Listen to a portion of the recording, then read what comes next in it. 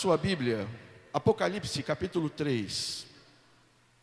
Esta vai ser a última palavra que vou trazer sobre o tema que nós temos trabalhado há algum tempo aqui em nossa igreja. O que Jesus diria da nossa igreja hoje? Nós estamos olhando algumas igrejas do Novo Testamento, especialmente as igrejas que estavam na região da Ásia, onde João, o apóstolo João, direcionou algumas cartas a estas igrejas.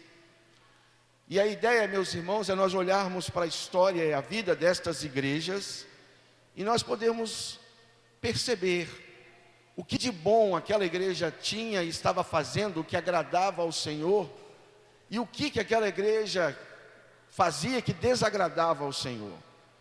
E isso nos leva também a um senso crítico, como igreja do Senhor, como povo de Deus. O que nós estamos fazendo?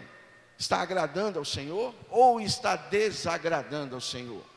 A minha vida, o meu jeito de ser, de viver este evangelho, está agradando ao Senhor ou está desagradando ao Senhor? Este é o objetivo de nós estarmos olhando para estas igrejas e, é claro, aprendendo muito mais, um pouquinho sobre elas.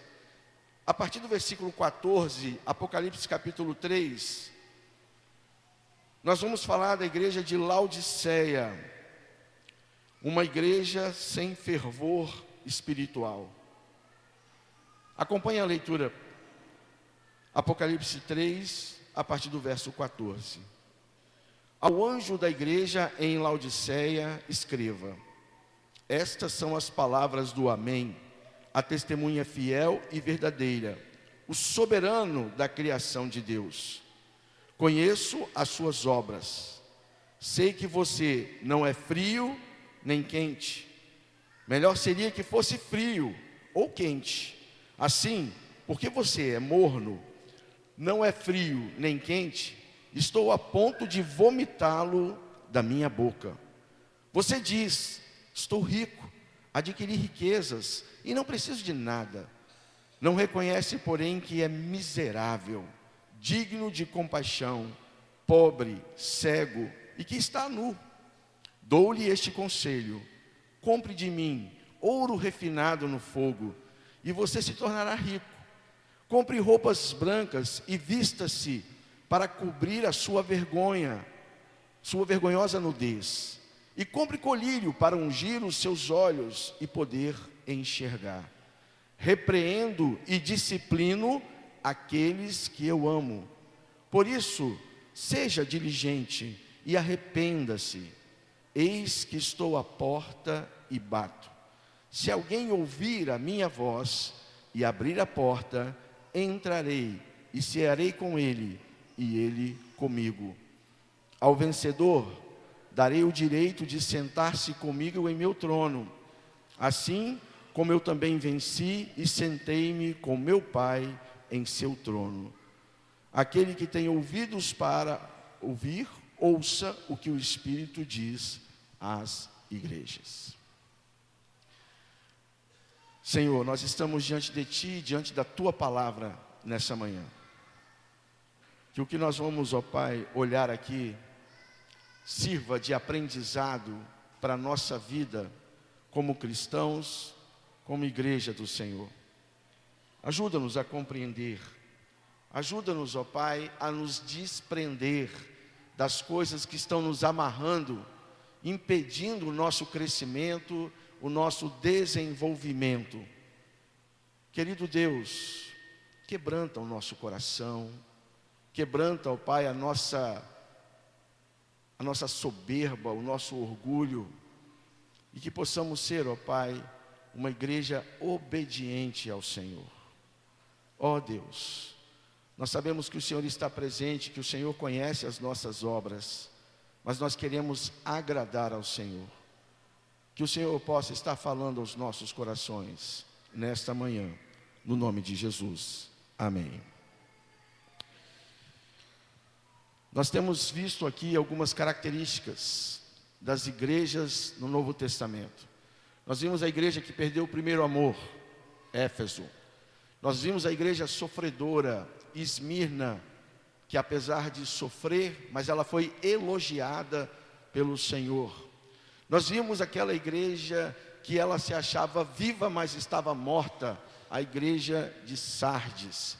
Nós vimos a igreja de Filadélfia, que era uma igreja comprometida. Todos achavam ela uma igreja fraca, mas ela era uma igreja forte, porque Deus estava atuando no meio daquela igreja.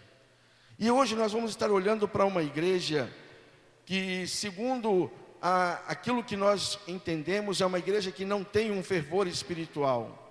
E o interessante é que de todas as cartas que foram enviadas às igrejas da Ásia, esta é a mais severa.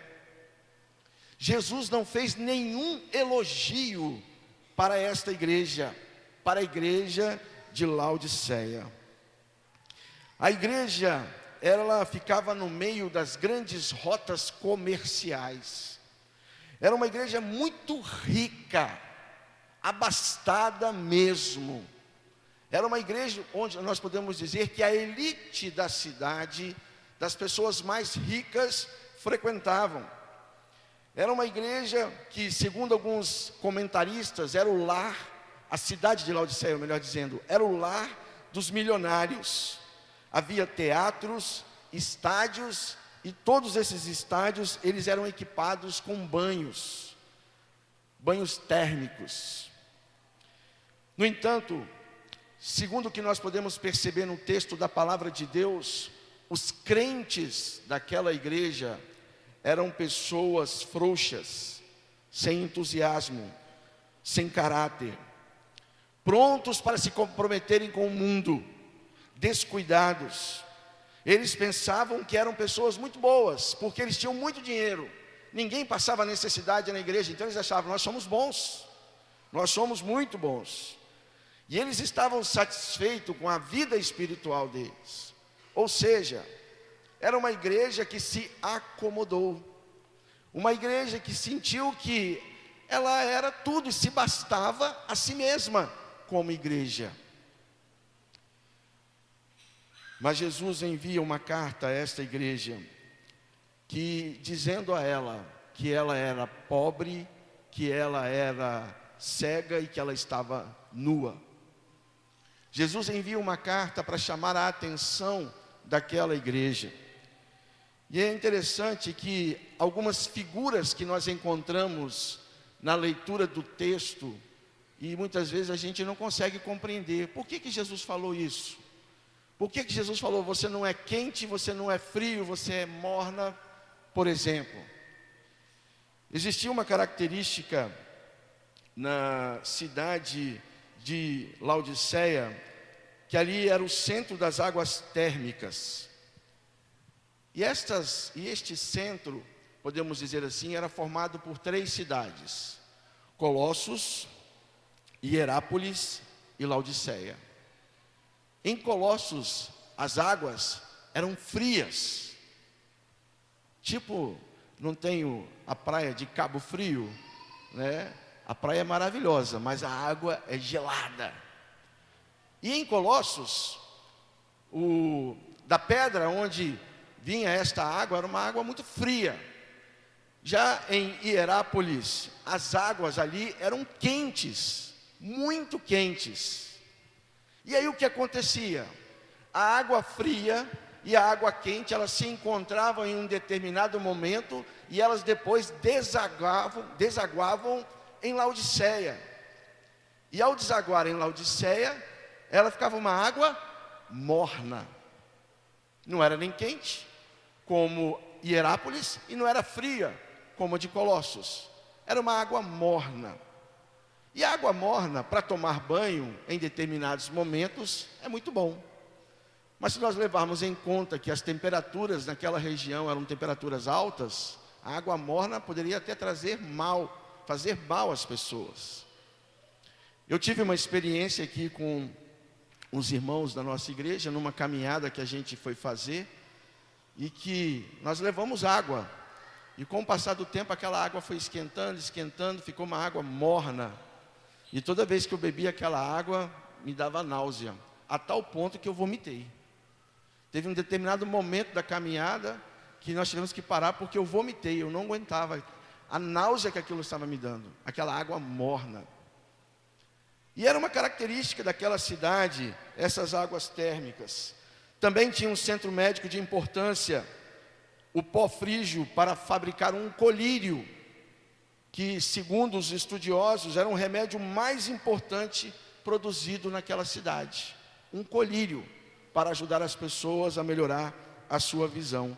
Também tinha um centro de indústria de tecidos. Ali, podemos dizer que era um polo industrial de roupas, tecidos. E era um grande centro financeiro.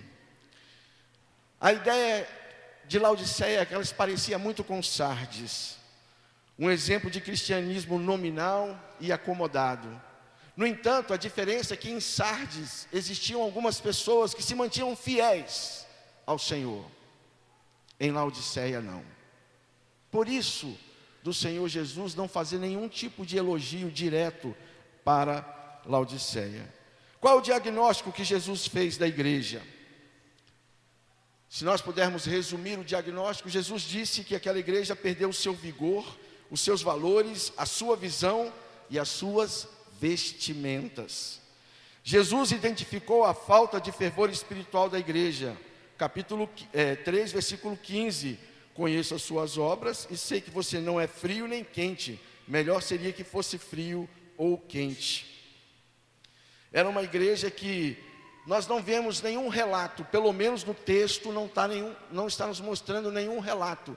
E nem na história. Eu pesquisei sobre a história de Laodiceia. Não tem relato sobre heresias, não tem relato sobre problemas na igreja, problemas internos, não tem relatos de imoralidade na igreja, não tem relatos de desvio teológico, de perseguição, de tentação. Não existiu nenhum desses relatos. Mas a igreja era uma igreja doente, porque era uma igreja acomodada, porque era uma igreja que achava que o seu dinheiro, que achava que o colírio que tinha naquela cidade, que achava que as roupas que eles tinham ali, e porque eles tinham ali também as águas térmicas ou termais, era tudo que bastava para ser uma cidade perfeita. E eles se achavam perfeitos. Houve um grande terremoto que atingiu aquela cidade em 61, depois de Cristo, e ela se reconstruiu sem pedir um centavo ao Império Romano. As outras cidades pediam sempre ajuda ao Império Romano. Laodiceia não.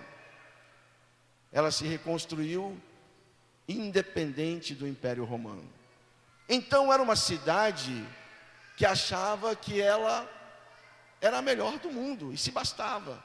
E essa reflexão da cidade passou para a igreja. A igreja que deveria influenciar a cidade, aquela comunidade, acabou sendo influenciada pelos costumes e por tudo que estava acontecendo. Por isso que Jesus disse que ela perdeu o seu vigor, porque era uma igreja sem fervor espiritual. Alguns dos cristãos ali, eles tinham medo de se envolver com o Espírito Santo de Deus, porque eles achavam que aquilo ali era fanatismo.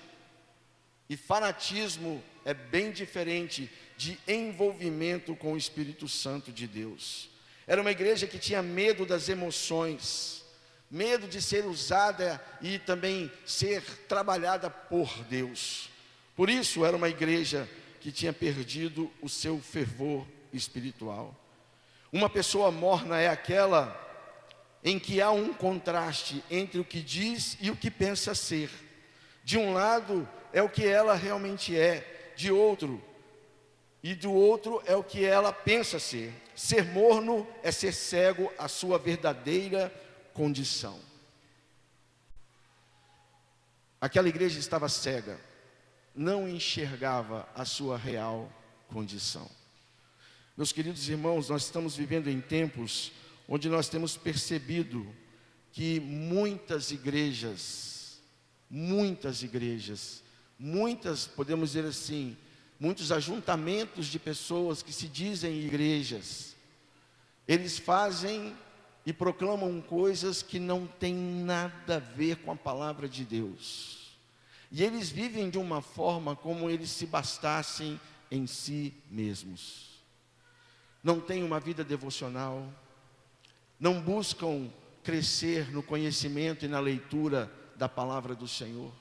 Não têm relacionamentos saudáveis entre os seus membros, porque cada um ali vai com interesse pessoal. São igrejas que vivem para si mesmas e não para o Senhor. São igrejas que retratam exatamente a imagem e a figura de Laodiceia, de ser uma igreja que se achava uma igreja milionária, rica, e achava que o dinheiro era tudo para eles, que os avanços medicinais no colírio que eles produziam naquela cidade era tudo para eles, que a fábrica de tecidos era tudo para eles, e que aquelas águas que eram termais era tudo para eles. Então eles diziam uns aos outros: não temos necessidade de Deus, porque nós somos bons, nós nos bastamos. E essa foi a palavra que Jesus usou para chamar a atenção daquela igreja: vocês estão cegos, porque vocês não estão enxergando a sua verdadeira condição. Jesus identificou que a autoconfiança da igreja era absolutamente falsa.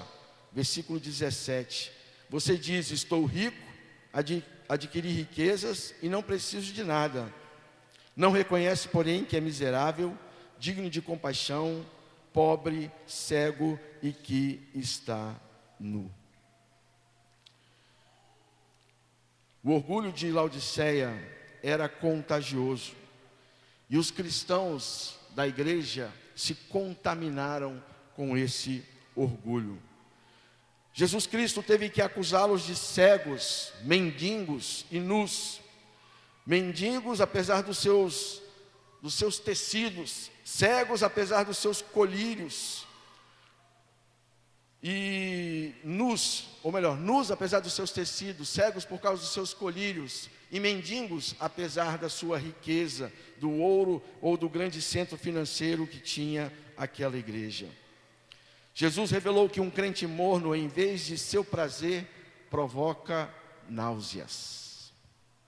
Versículo 16: assim, porque você é morno, nem frio, nem quente, estou a ponto de vomitá-lo da minha boca. A gente só vomita aquilo que a gente ingere, não é verdade? Talvez por alguma dificuldade fisiológica ou alguma coisa patológica, você pode até vomitar o que você não ingeriu. Aí você vai vomitar a bile, que é o líquido que está no seu estômago para poder ajudar a trabalhar os alimentos que você ingere. Então, olhando para esse texto, irmãos, eu fiquei pensando, Jesus tentava ver e enxergar coisas boas na vida de Laodiceia, mas não encontrava. E a atitude daquela igreja provocava vômitos, ânsia de vômitos no Senhor. A igreja de Laodiceia era de Cristo, mas em vez de dar alegria, ela estava trazendo decepções, estava dando náuseas. Irmãos, abra um parênteses aqui para nós podermos fazer uma reflexão séria das nossas vidas. Como que você está diante do Senhor?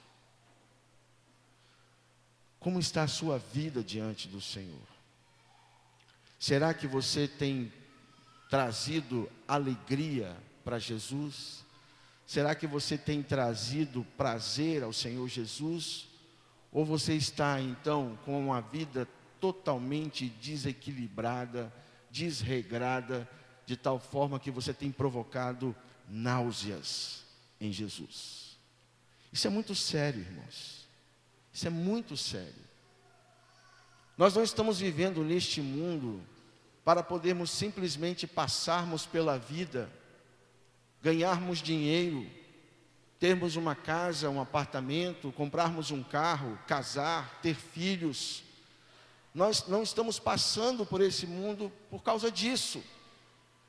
Existe um plano e um propósito de Deus na sua vida. E Deus quer que você descubra este plano e viva em função deste plano. Porque a própria palavra do Cristo nos garante isso, dizendo: buscai primeiro o reino de Deus, a sua justiça, e todas as outras coisas serão acrescentadas. Mas nós estamos envolvidos com tantas coisas que colocamos Jesus de lado. Ou melhor, como aquela igreja fez, colocou Jesus para fora. Por isso que há aquela metáfora do texto: eis que estou à porta e bato. Se alguém ouvir a minha voz e abrir a porta, eu entrarei, cearei com ele e ele comigo. Muitas vezes nós temos tirado Jesus e colocado para fora da nossa vida, das nossas decisões, daquilo que pretendemos viver e fazer. E foi em cima disso que Jesus chamou a atenção daquela igreja.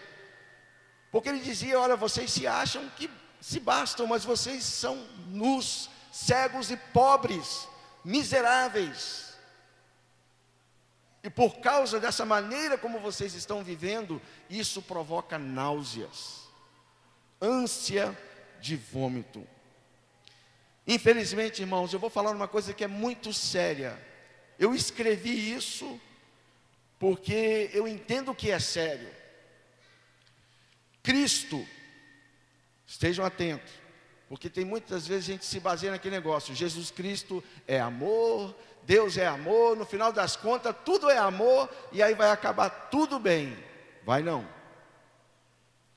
Jesus Cristo repudiará totalmente aqueles cuja ligação com Ele é puramente nominal e superficial.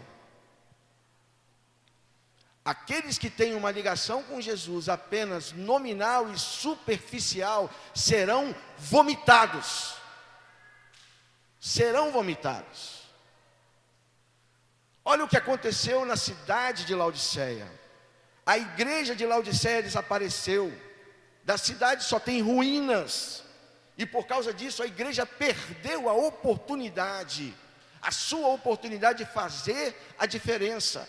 O tempo passou, e aquela igreja ocupada com muito dinheiro, muito tecido, muito colírio para fabricar, e águas mornas que a satisfaziam, ela não tinha tempo para se envolver com um grande propósito de Deus para a vida da igreja, que era levar o evangelho, um evangelho que cura, salva, liberta e transforma. Por isso que Jesus, ele disse essas palavras duras para aquela igreja: olha, melhor que você fosse fria, ou você fosse quente, mas morna não dá. É superficial demais, é muito nominal. Quantos de nós carregamos a ideia: eu sou crente em Jesus, eu sou um crente batista em Jesus, mas muitas vezes isso é apenas um rótulo, porque a Bíblia nos ensina que pelo fruto nós conheceremos a árvore. Então, se você tem um relacionamento nominal e superficial com Deus, meu irmão, minha irmã, sinto muito em lhe dizer isso, desculpe-me se estou sendo um pouco rude com isso, mas você vai ser vomitado por Jesus. Não existe esse negócio de ficar em cima do muro. Ou você é ou você não é. Esse negócio de crente, vou usar um termo aqui que a moçada usa muito aí, mas não tem nada a ver com o nome, né? Crente Raimundo, um pé na igreja e outro no mundo. Jesus vai vomitar você. Jesus vai vomitar você. Não existe isso, irmãos. Ou você é de Cristo e Ele é seu, e você se compromete com Ele, e a sua vida passa a ser uma vida de relacionamento com Deus, onde o seu viver, em qualquer lugar que você esteja, faça a diferença, porque você é de Cristo, ou você não é. Carregar o nome, mas não se envolver com Cristo, não tem significado nenhum, não serve para nada. E a igreja de Laodiceia era exatamente isso, porque os crentes daquela igreja provocaram assim náuseas no Senhor, pela atitude deles. Então nós temos que parar e fazer uma reflexão da nossa vida. Como eu tenho vivido este evangelho, que eu chego na igreja junto com os meus irmãos, eu vou cantar, eu vou levantar a mão, eu vou contribuir. Como eu tenho vivido isso? Eu já disse para vocês que Jesus Cristo está mais interessado na santidade, na consagração de cada um de nós, do que aquilo que nós podemos fazer para Ele. Muitas vezes a gente só faz, mas não se envolve com Ele. Isso é ser um crente nominal. Vir à igreja para ter o nome no hall de membros, isso é ser um crente nominal. Quantas pessoas você evangelizou esse ano? Nós já estamos no mês 5. Quantas pessoas você já falou de Cristo esse ano? Quantas pessoas você já discipulou esse ano? Ah, pastor, a gente não sabe discipular ainda. Nós vamos começar a trabalhar isso então. Mas falar de Jesus você pode. Você já evangelizou alguém? Você já orou por alguém que você quer alcançar pelo amor, pela graça de Jesus, do Evangelho? Quantas vezes, irmão, você é desafiado a poder estar participando de momentos na vida da igreja, de momentos de crescimento, e você abre mão? Você diz, não posso, não quero, não gosto muito disso, não vou participar. Aí quando tem gente que está participando, começa a falar, começa a criticar, começa a apontar, poxa, não me chamaram, poxa, não falaram isso para mim. Mas quando foi convidado, quando foi chamado para vir participar, não quis. Por quê? Por quê? Porque muitas vezes nós somos orgulhosos mesmos. Nós achamos que nós nos bastamos. Não preciso daquilo, não quero. Eu quero ter apenas um lugar para ir para a igreja, sentar na minha cadeirinha, ficar ali, ouvir a palavra, cantar, depois ir embora. Me envolver com a igreja para quê? Me envolver com o reino para quê? Muitas vezes é assim que acontece. Quantas e quantas igrejas estão acomodadas hoje? Acomodadas dentro dos templos, que são templos bonitos, atraentes, templos que têm um lugar gostoso para a gente estar, mas aquilo é apenas uma construção física. A construção que vai durar para uma eternidade é a sua vida e o seu relacionamento com Deus. O toque que você pode dar na vida de uma outra pessoa vai para a eternidade. Já pensou você lá no céu, alguém bater nas suas costas e chegar para você e falar o seguinte: olha, eu só estou aqui por sua causa. Por sua causa.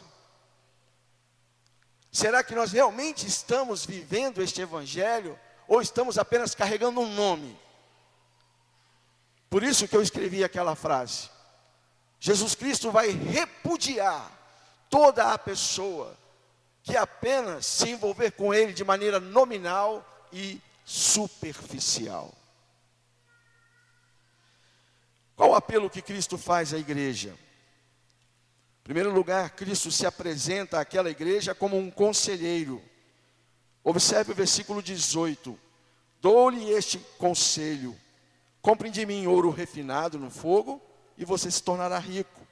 Compre roupas brancas e vista-se para cobrir a sua vergonhosa nudez.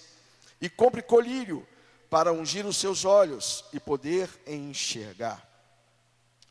Cristo, mesmo tendo toda a autoridade, Ele prefere dar conselhos. Eu achei muito interessante isso. Jesus poderia chegar ali e dar uma ordem: faça isso, porque eu sou o Amém, eu sou a verdade, eu sou o Filho de Deus. Mas Jesus, Ele chega dando um conselho, dando assim um direcionamento para a vida daquela igreja. Sendo o soberano do céu e da terra, criador do universo, Ele é suficiente. A igreja se julgava autossuficiente. Mas os crentes devem e deveriam encontrar a suficiência em Cristo Jesus. Ele se apresenta à igreja como alguém que vai suprir a necessidade daquela igreja. Olha o que ele fala no texto: compre de mim ouro refinado no fogo, e aí você se tornará rico. Laodiceia se vangloriava pelos bancos e pelos grandes depósitos que aqueles bancos tinham, de ouro e de prata. E Jesus fala exatamente sobre um problema daquela cidade, e que estava vivendo na igreja. Olha, isso é passageiro. Lembra do texto do Sermão da Montanha, né? Não ajuntem para vocês tesouros aqui na terra, onde a traça e a ferrugem consomem. Ajuntem tesouros no céu. Quando Jesus estava dando este conselho, ele estava dizendo o seguinte: quando vocês comprarem ouro refinado, que é passado no fogo, de mim, vocês estarão ajuntando tesouros no céu, para a eternidade. Depois ele continua dizendo: compre roupas brancas, já que vocês se encantam tanto com os tecidos que vocês têm, mas vocês estão nus. Porque não existe o amor, não existe o envolvimento, não existe o compromisso com o Pai e com as pessoas que são necessitadas. Vocês estão nus, precisam de vestes brancas para chegar à presença do Todo-Poderoso. Compre colírio para ungir os seus olhos. Já que vocês dizem que tem um colírio aí que ajuda a enxergar, o que eu tenho é muito melhor. E vocês vão então entender e enxergar quem vocês são, de fato. De tudo o que eu estudei sobre a igreja de Laodiceia, o que mais me chamou a atenção era o autoconceito que eles tinham deles mesmos, mas que era falso. Eles não conseguiam enxergar que eles estavam fora da vontade de Deus. E nós? Será que nós temos essa percepção de enxergar, de nos enxergar e olharmos para cada um de nós e pensarmos: nós estamos dentro da vontade de Deus ou estamos fora da vontade de Deus? Cristo chama a sua igreja para uma mudança. Ele diz o seguinte: repreendo e disciplino aqueles que eu amo, por isso seja diligente e arrependa-se. Só Cristo pode enriquecer nossa pobreza, vestir nossa nudez e curar a nossa cegueira. E aí, em outras palavras, ele estava chamando aquela igreja para mudar.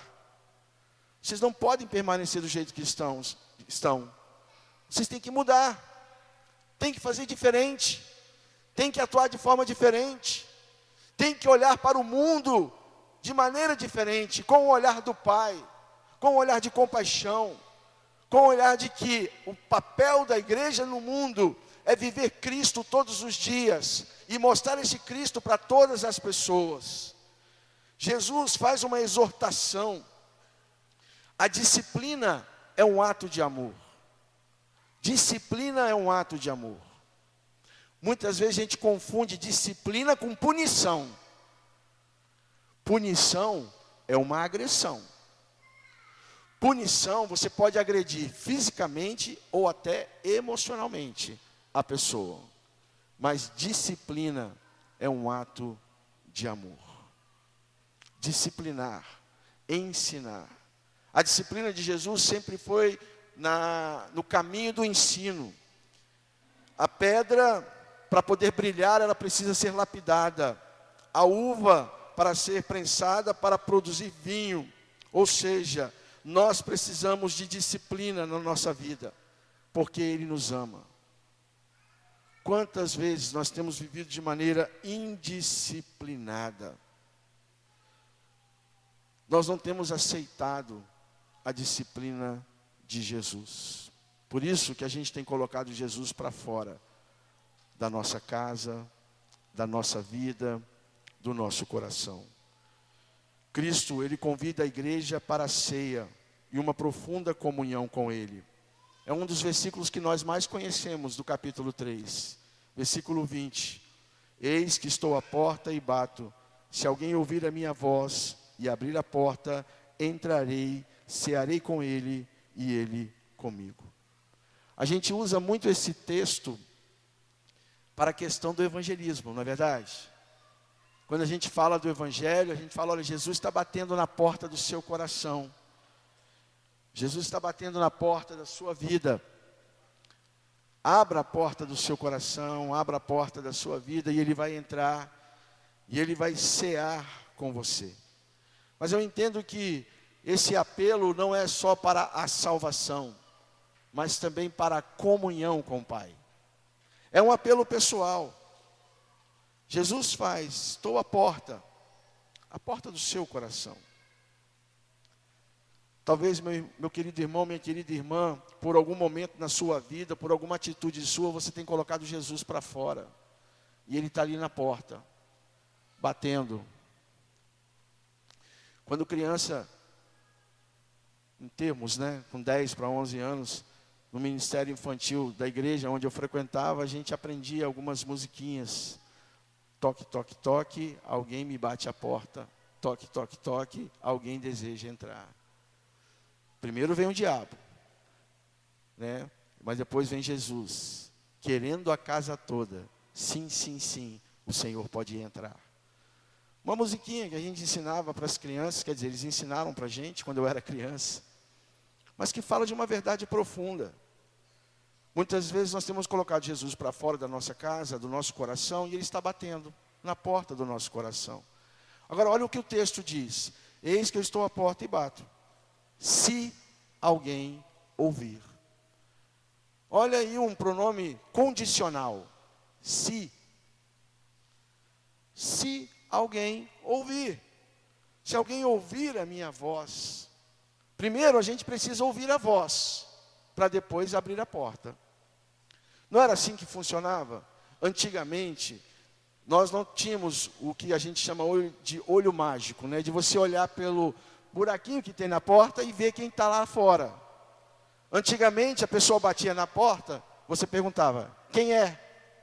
E aí a pessoa falava, sou fulano. Você reconhecia a voz e abria a porta. Não era assim? Na casa do meu avô era assim. A gente batia na porta, a minha avó sempre perguntava, quem é? Sou eu, vó, Marcelo. Ela conhecia a minha voz. Ela abria então a porta, eu entrava. E aí eu falava, benção avó, e ela, benção filho. Deus te abençoe, meu filho. Estava sempre nisso. Então, Jesus coloca aqui uma coisa muito pessoal, bem particular, bem íntima. Olha, eu estou batendo na porta do seu coração.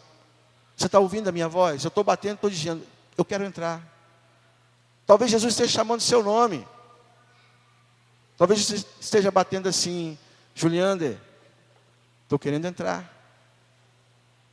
Bal, estou querendo entrar.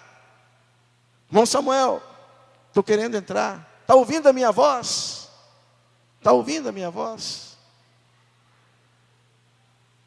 Jesus faz este apelo àquela igreja e Ele revela a importância disso, dessa decisão, dessa necessidade de decisão.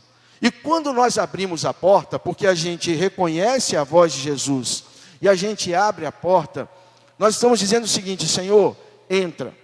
Mas não seja um hóspede, venha ser um morador dessa casa. Não convide Jesus para ser um hóspede, porque o hóspede vem e vai.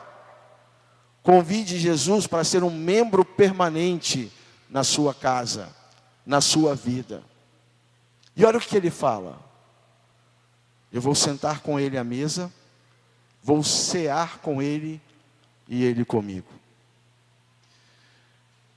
Esse momento era tão especial na vida dos discípulos, que quando Jesus estava com eles, comendo, ceando, que eles eram impactados pela maneira como Jesus agia. Lembra-se do texto daqueles 2 discípulos que estavam caminhando, indo em direção a Emaús, depois do que havia acontecido em Jerusalém? Jesus se aproxima deles, eles começam a conversar entre eles 3. E Jesus pergunta, o que está acontecendo? Você não sabe? Parece que você é o único que não sabe o que está acontecendo, o que aconteceu em Jerusalém. Aí eles começaram a contar. Jesus ouviu.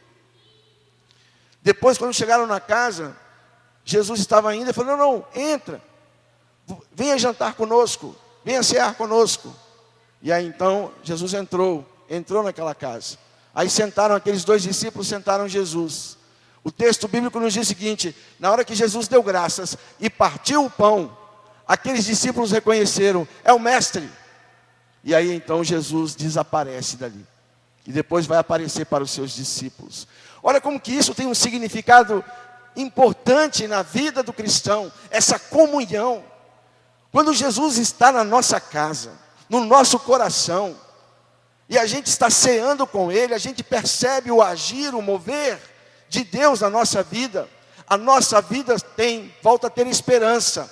A nossa vida volta a ter alegria. A nossa vida volta a ter perspectiva. Porque aqueles 2 homens que estavam indo para Emaús estavam tristes, sem esperança, sem perspectiva. Mas quando Jesus entrou na casa deles, sentou à mesa e começou a comer com eles, eles reconheceram que era o Senhor. E a história da vida deles mudou. Por quê? Daquele momento, eles voltaram para Jerusalém, para poder falar o que havia acontecido.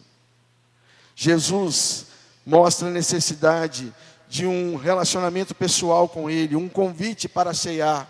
Ele nos convida a vir e cear com Ele. É uma honra. Por isso que hoje nós vamos celebrar a nossa ceia memorial. É um tempo de nós estarmos nos lembrando do sacrifício de Cristo, mas acima de tudo do seu grande amor por cada um de nós. Também da sua justiça, da sua misericórdia, do seu perdão.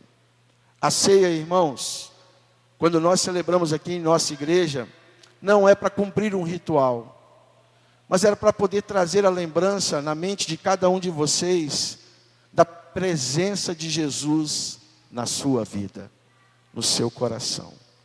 Por isso que só pode participar deste momento quem de fato aceita Jesus como Senhor e Salvador, quem de fato se batiza porque cumpre uma ordenança e diz: eu quero ser esse discípulo de Jesus.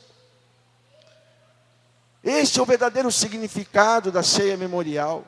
Celebrar a presença de Cristo na nossa vida, no seu coração, no meu coração. E Jesus faz esse convite. E Ele faz uma promessa àquela igreja, porque Ele chama a igreja à disciplina, porque Ele a ama. E Ele é o único que tem competência para fazer essa promessa. Versículo 14, essas são as palavras do amém, a testemunha fiel e verdadeira. Deus, na sua palavra, é suficiente para poder resgatar e restaurar a sua igreja. Jesus tem autoridade para tornar a promessa realidade, porque Ele fala do Deus que é da criação, o soberano da criação de Deus. Em face da vida caótica da igreja de Laodiceia, Jesus é aquele que quer recriar a estrutura, a base daquela igreja. Jesus tem poder para conduzir os vencedores ao seu trono de glória. Versículo 21. Ao vencedor darei o direito de sentar-se comigo em meu trono, assim como eu também venci e sentei-me com meu Pai em seu trono. Quando Cristo entra na nossa casa, recebemos a riqueza do reino, recebemos vestes brancas da justificação, da justiça, os nossos olhos são abertos, temos a alegria da comunhão com o Filho de Deus, e temos também a promessa de um dia nos assentarmos junto com Ele, naquele grande banquete, nos céus. A igreja de Laodiceia era uma igreja que perdeu o fervor espiritual. E vale aqui uma reflexão de cada um de nós. Por que você está aqui? Por que você vem a esta igreja? Você vem aqui porque o seu pai, a sua mãe fazem parte dessa comunidade e eles querem que você faça parte disso? Você vem aqui porque muitas vezes a igreja pode te ajudar de alguma forma? Você vem aqui porque, eu tenho que ir porque eu tenho que tocar. Eu estou na escala. Por que você vem à igreja?